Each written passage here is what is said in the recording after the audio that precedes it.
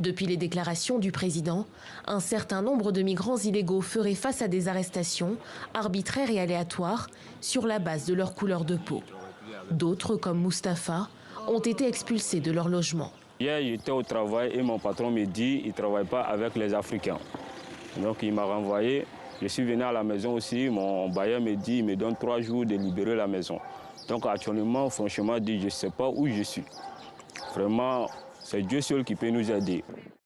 L'ancien candidat aux élections présidentielles algériennes Rachid Nekaz sera en tournée intellectuelle en Afrique dans 8 pays du 12 au 29 septembre.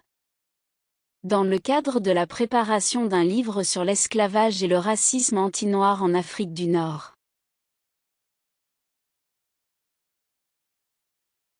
Si j'ai décidé de faire cette tournée en Afrique entre le 12 et le 29 septembre, Inch'Allah, si la santé le permet, Inch'Allah, c'est dans le cadre de la préparation d'un livre sur l'esclavage dont ont été victimes nos frères africains depuis le 7e siècle jusqu'au 20e siècle.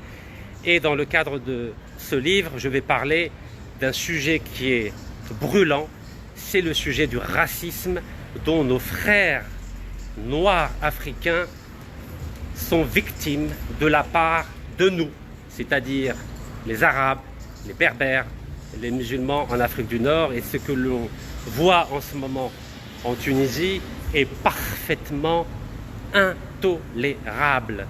Et il faut avoir le courage de dénoncer ce racisme anti-noir qui est en train de sévir dans des pays musulmans. Et c'est la raison pour laquelle j'ai décidé de faire cette tournée Inch'Allah, en Afrique noire entre le 12 et le 29 septembre. Yeah. Thanks a lot. Libye, en août dernier.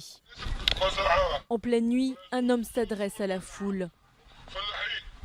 Des hommes grands et forts pour les travaux de la ferme, dit-il.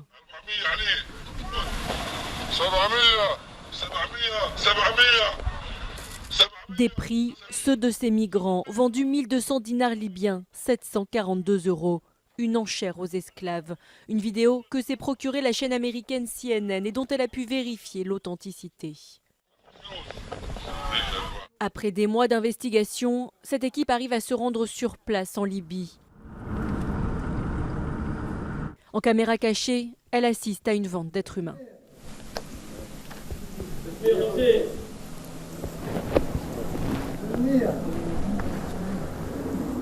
Tout se passe très vite. Impossible pour la journaliste de CNN d'approcher les 12 Nigérians qui viennent d'être vendus sous ses yeux.